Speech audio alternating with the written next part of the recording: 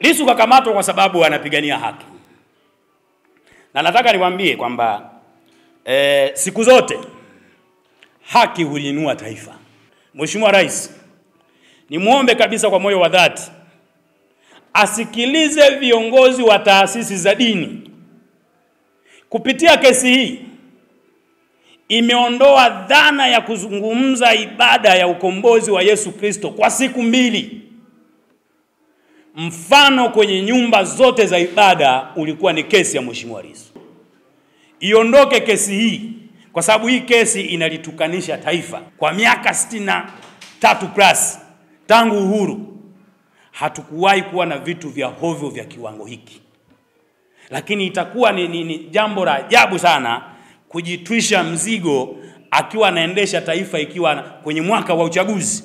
Taasisi zote za kiraia, taasisi za kisheria, taasisi za dini zimelaani vikali jambo hili na kumuomba Mheshimiwa Rais aondoe kesi hii bila masharti yoyote, na wengine wote wafungwa wa kisiasa waondolewe. Nami binafsi nachukua fursa hii kutoa wito na kuomba kwa Mheshimiwa Rais aondoe kesi hii kwa sababu inatutukanisha kama taifa. Aiondoe hii kesi kwa sababu inatuondolea kipato at the nation, kwa sababu hatuwezi kupata watalii. Aondoe kesi hii kwa sababu imetuingiza katika tunasema katika mfumo wa kidunia kuwa na taifa ambalo linaendeshwa kifarume. Unajua katiba ya nchi inamtambua rais kama Mungu anayezungumza. Kwa sababu kwenye mamlaka ya katiba inasema rais anao mamlaka ya kufanya jambo lolote pasipo kushauriwa kadri atakavyoona yeye inafaa.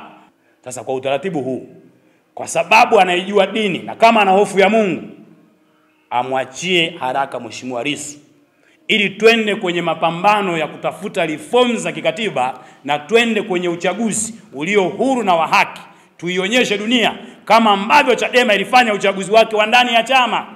Dunia iliona namna ambavyo kura ya mpiga kura inapata wajibu na haki kikatiba. Tulionyesha hivyo, tulifanya kama chama, tulikuwa tunaiambia dunia kwamba Waafrika tunao uwezo wa kufanya chaguzi za huru na haki. Tunaomba Samia ajifunze kusoma uchaguzi wa Chadema uliofanyika tarehe 21 mwezi Januari mwaka huu kuwa funzo la hicho wanachokiita wao ni mabadiliko ya mifumo ya uchaguzi wameoifanya.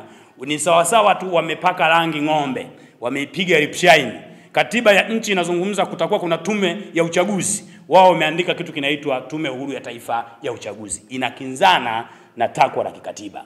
Kwa hiyo wito wangu ndugu waandishi wa habari, tumevyowaita hapa ilikuwa ni kuzungumza mambo haya muhimu sana ambayo tumeona, na hatutasita kuja tena hadharani kuzungumza kama watatokea wengine sawa na niliyemtaja awali kwamba wanapingana na no reform no election. Sisi tumejipanga kuhakikisha kwamba tunatetea taifa hili kama viongozi wa chama, kama wananchi ambao tunapenda mabadiliko, tunaupenda haki na uhuru na uwazi.